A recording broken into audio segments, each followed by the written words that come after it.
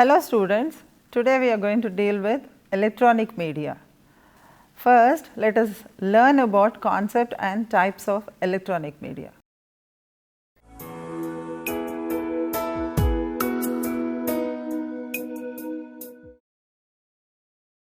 Electronic media are media that utilize electronics or electromechanical energy for the end user, that is the audience, to access the content.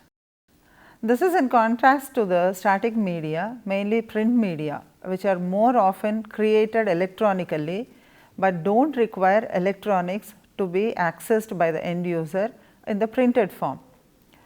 Communication media like television, radio, audio, video, etc. has made possible news, entertainment, information, education related subjects reach the very far and wide places.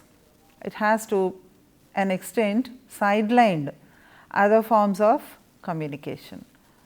With the growing network of TV satellite communication, cable services, radio stations, etc., the future of this industry seems bright. The primary electronic media sources familiar to the general public are better known as video recordings, audio recordings, multimedia presentations, slide presentations, CD-ROMs and online content. Most new media are in the form of digital media. However, electronic media may be in either analog or digital format. Advancements in the digital technologies have dramatically altered the practice of journalism. Satellite and video phones, the internet, digital audio recorders and laptop computers allow instantaneous communication between the most destinations in the world. The outcome is electronic journalism, a coverage of new media technologies, ultimately resulting in a change in the manner in which the journalists of the 21st century deliver the news. The news environment has been significantly altered by electronic journalism, as news organizations now have the ability to gather, produce and transmit information readily and instantaneously to the public. Digital advancements have proved the immediacy of news, as journalists are able to broadcast live from any destination and are able to send messages or images and video footage directly to newsrooms via video phones. Although the term is usually associated with the content recorded on a storage medium, recordings are not required for live broadcasting and online networking. Television and radio programs are distributed through radio broadcasting or cable, or often both simultaneously also. By coding signals and having decoding equipment in homes, the latter also enables subscription based channels or pay-per-view services. Broadcasting forms a very large segment of the mass media. A broadcasting organization may broadcast several programs at the same time through several channels or frequencies, for example, like BBC, 1, 2, Discovery Channel and National Geographic, etc. On the other hand, two or more organizations may share a channel and each use it during a fixed part of the day. Digital radio and digital television may also transmit multiplexed programming with several channels compressed into one ensemble. When broadcasting to a very narrow range of audience, it is called narrowcasting. Contrary to some common usage, the internet and the World Wide Web are not synonymous. The internet is a collection of interconnected computer networks linked by copper wires, fiber optic cables, wireless connections, etc. The intervention of the internet has also allowed breaking news stories to reach around the globe within minutes. There is also web, which is a collection of interconnected documents linked by hyperlinks and URLs. The World Wide Web is accessible via the internet along with many other services including email, file sharing with anyone with a website can address a global audience.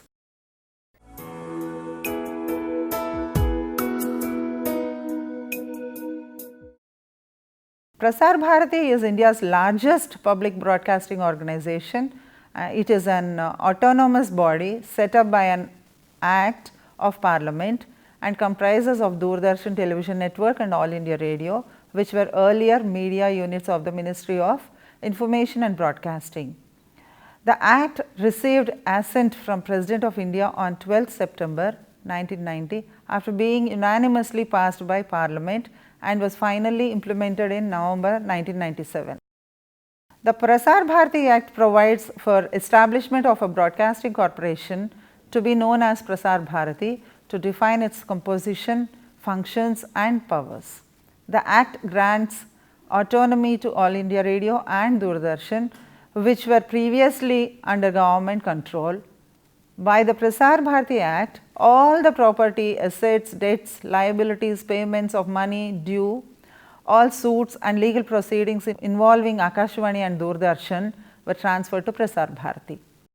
Coming to the aspect of autonomous organization, as an organization, the Prasar Bharati board stipulates the Act general in superintendence, direction and management of affairs of the corporation vests in Prasar Bharati board only, which may exercise all such powers and do all such acts and things as may be exercised and done by the corporation.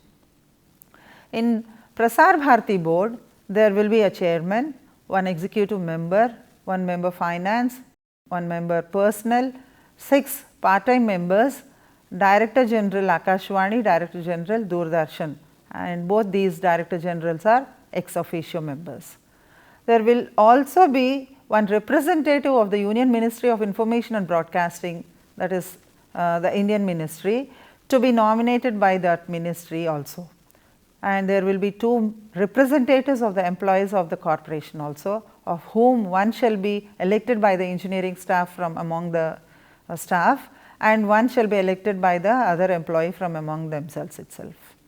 The President of India appoints chairman and the other members except the ex officio members, nominated members and elected members. The board shall meet not be less than 6 meetings every year, but 3 months shall not intervene between one meeting and the next meeting. Let us learn about the functions and objectives of the board. The primary duty of this corporation is to organize and conduct public broadcasting services to inform, educate and entertain the public and to ensure a balanced development of broadcasting on radio and television. The corporation shall, in the discharge of its functions, be guided by the following objectives, namely upholding the unity and integrity of the country and values enshrined in the Constitution, safeguarding the citizens' right to be informed freely, truthfully and objectively on all matters of public interest, national and international, and presenting a fair and balanced flow of information, including contrasting views without advocating any opinion or ideology of its own. Paying special attention to the fields of education and spread of literacy, agriculture, rural development, environment, health and family welfare and science and technology also. Providing adequate coverage to the diverse cultures and languages of the various regions of the country by broadcasting appropriate programs. Also providing adequate coverage to sports and games so as to encourage healthy competition and the spirit of sportsmanship also. Providing appropriate programs keeping in view the special needs of the youth. Informing and stimulating the national consciousness in regard to the status and problems of women and paying special attention to the upliftment of women. Promoting social justice and combating exploitation, inequality and such evils as untouchability and advancing the welfare of the weaker sections of the society. Safeguarding the rights of the working classes and advancing their welfare. Serving the rural and weaker sections of the people and those residing in the border regions, backward and remote areas. Providing suitable programs keeping in view the special needs of the minorities and tribal communities. Taking special steps to protect the interests of the children, the blind, the aged, the handicapped and other vulnerable sections of the people. Promoting national integration by broadcasting in a manner that facilitates communication in the languages in India and facilitating the distribution of regional broadcasting services in every state in the languages of that state.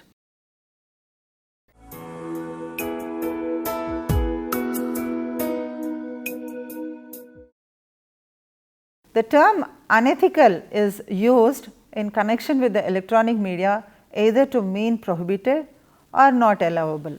To equate ethical with acceptable and think referring to codes of ethics as acceptable use policies is necessary for electronic media to be up to standard in the public eye. The explosion of investments in the area of news is the main reason for the news people getting into marketing mode rather than stay in the mode of being watchdogs and communicators to the society. You need to be creative about what you show or write, and those stories also should have some spicy content so that they can inspire people easily. It is important for the media to present anomalous issues taking place in the society to make the people aware of the issues. Members of the public will use their judgment while using the information they receive from the media. But there is unfairness even in presentation of news. One topic may be good news item and society needs to know the new things happening around, but the way such a topic is presented can be harmful as well.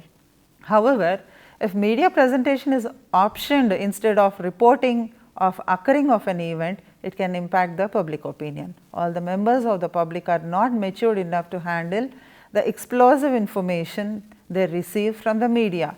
We have kids, growing adolescents and youth, oppressed women who could not get good education or worldview.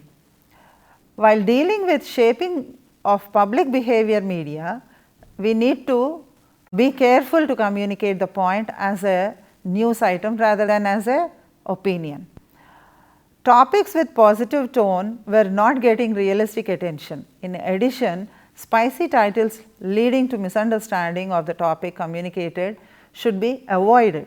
There are some principles to be remembered while presenting the news, as media should realize the responsibility vested on it by the society and impact it can have on the society. To play the respected role media gets in the public eye, a set of ethical code that should be used. The principles are: number 1, judge the news based on the impact it may have on the society. If the positive impact is more than negative, the topic is newsworthy. 2, make sure that the sensitive topics are presented without interpretations and opinions that will help public understand an event or behavior pattern and use their produce to judge. 3, do not show those things that can have disturbing impact on the society. Showing dead bodies in the TV closely or writing the modus operandi of the social ill such as adultery or prostitution, etc., should not in direct terms but merely indicative. And number 4, be sensitive to the demographic of the viewers or readers. Do not carry objectionable topics at prime times, which can attract the attention of the young who cannot make judgments about the information they receive. Number 5, try to focus on research to find out what positive topics sell like negative topics. It is easy to impact the basic instincts and sell, but it may be a popular practice to alert viewers about public crowding or impact of wrong driving habits. Principle 6 is: our journalists need prudence or maturity. Just use journalist's brain more than the marketer's brain, and next generations will be deprived of such education, and they have an intuition warning them about the immoral behavior while covering a topic and making it news. Investigative journalism is not born with TV news channels, and there were incidents that led to a large scale reform of social and legal structures after exposure of some social practices that are detrimental to the larger interests of the society. Invading privacy to expose specific issues is prima facie wrong, because the behavior of the people involved in the expose is not natural.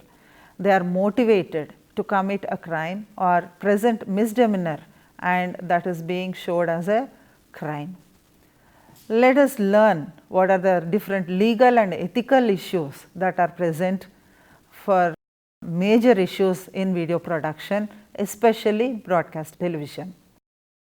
First and foremost, let us list down what they are. There are sting operations, invasion of privacy, libel, slander, copyright and rights. The first thing, sting operations. In law enforcement, a sting operation is a deceptive operation designed to catch a person committing a crime. A typical sting will have a law enforcement officer or cooperative member of the public play a role as criminal partner or potential victim and go along with the suspect's action to gather evidence of the suspect's wrongdoing. Next one is privacy for public and private individuals. Any person needs a space or solitude for himself.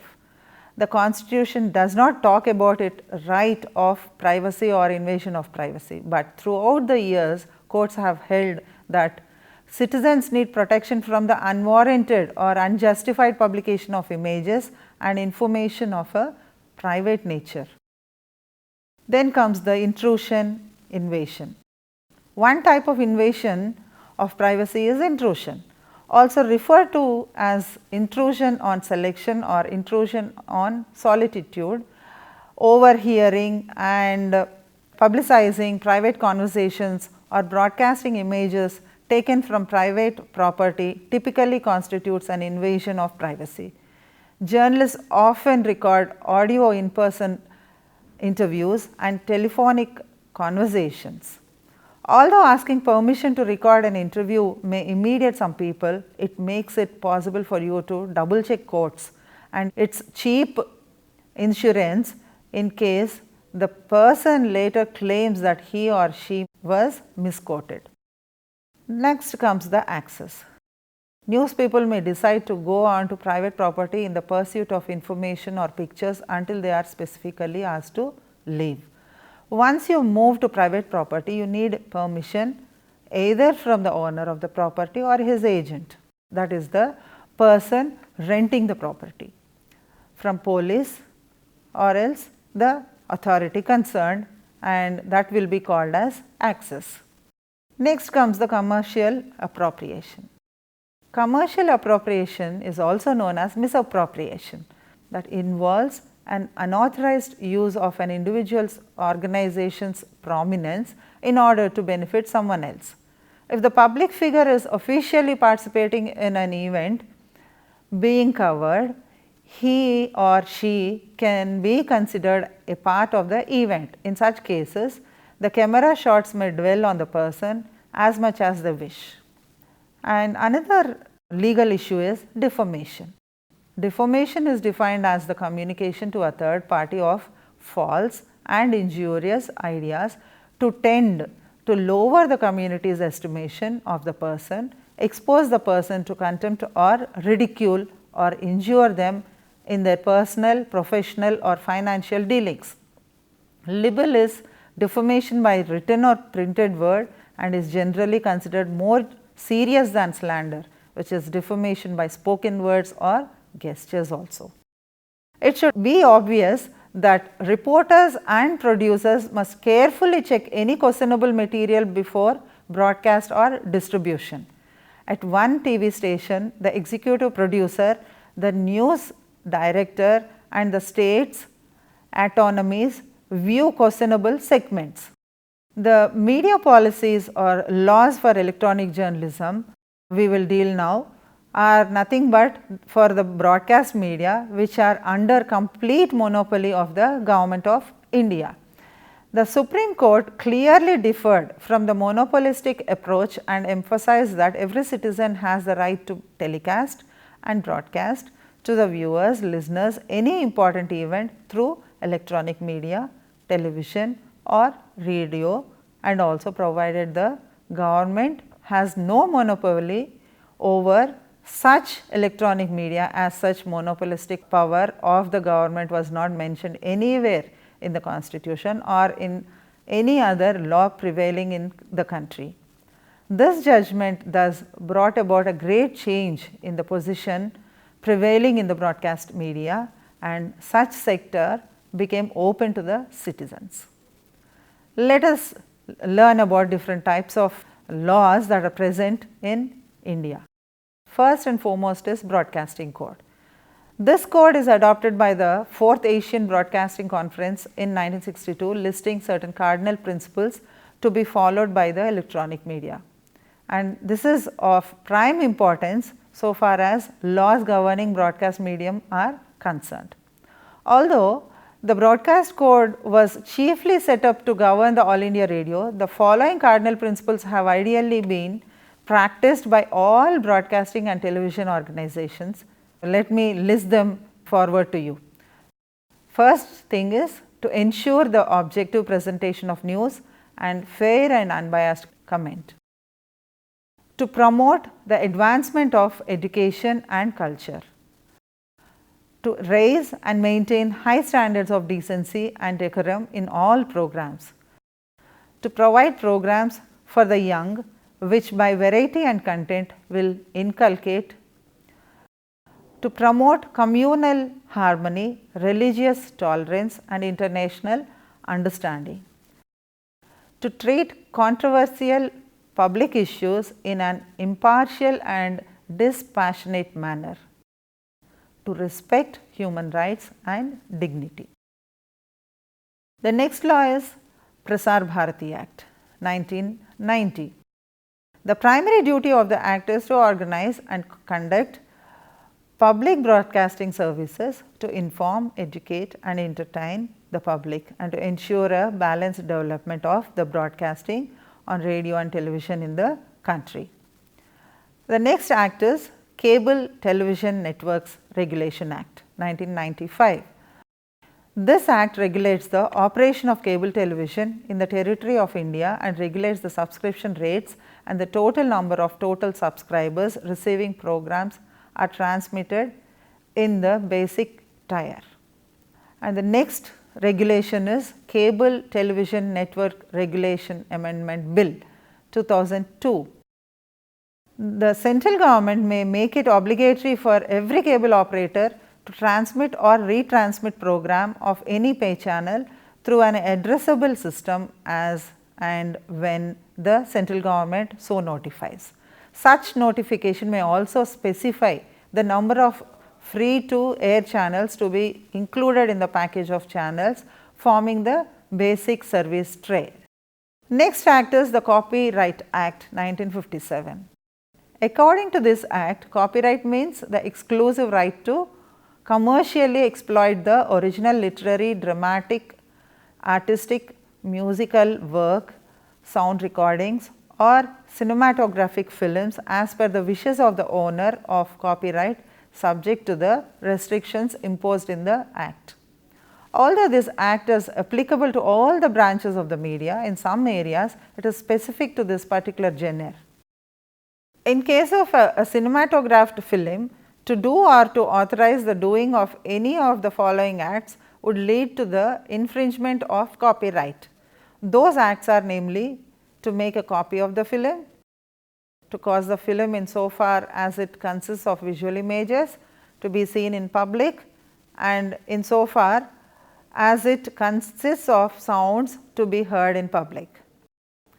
To make any record embodying the recording in any part of the soundtrack associated with the film by utilizing such soundtrack, to communicate the film by radio diffusion. The act also makes it cognizable offence for anyone to sell, hire, distribute, exhibit, possess or view any unauthorized recordings, and prescribes severe penalties including imprisonment, fines as well as confiscation of the equipment used for the purpose of such recording and exhibition. The amendments to the Copyright Act also prohibit unauthorized transmission of films on the cable television. In this age of media explosion, one cannot simply remain confined to the boundaries of the traditional media. The media world has expanded its dimensions by encompassing within its orbit the widening vistas of cyber media, etc. As a consequence, the laws governing them are also numerous. It is not within the scope of the laws to deal with the whole subject of media laws.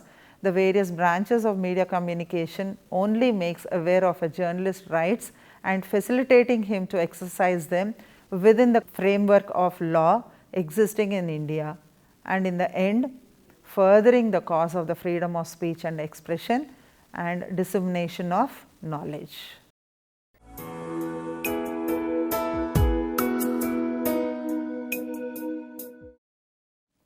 Coming to the advantages of electronic communication, it requires only few seconds to communicate through electronic media because of its quick transmission.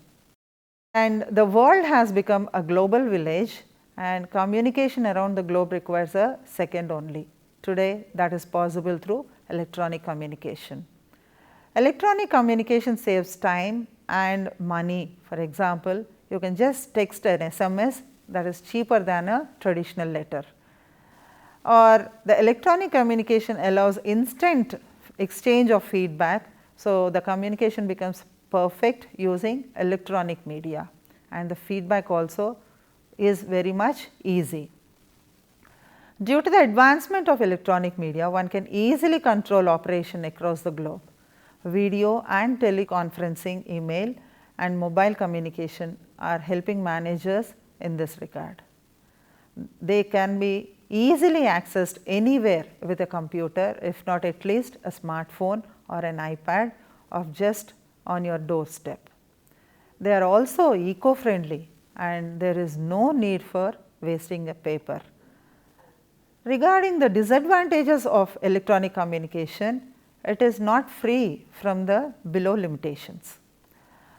The volume of telecommunication information is increasing in such a fast rate that business people are unable to absorb it within relevant time limit.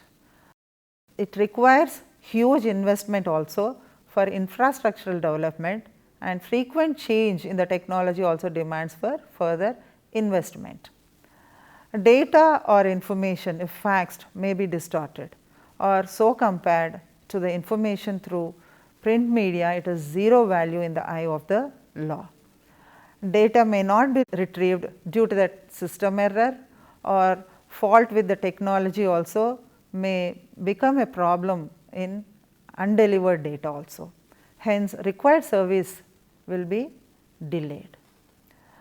There is also the technology that is changing every day, and therefore, poor countries face problem as they cannot afford new or advanced technology. Therefore, poor countries need to be dependent towards developed countries for sharing global network. With this, I conclude the electronic media lessons, and let us go forward with the questions. Ma'am, this is Roja. I have a doubt. Can central government control all channels? Yes, any channel, it may be a private channel or a public channel, that should work under the surveillance of the Information and Broadcasting Ministry. So, it is always bounded to the rules and regulations of the Prasad Varkey Act always. So, it should work under the constitution rules and regulations that are being imposed by the ministry. Any more questions? With this, I conclude the topic of electronic media. Thank you.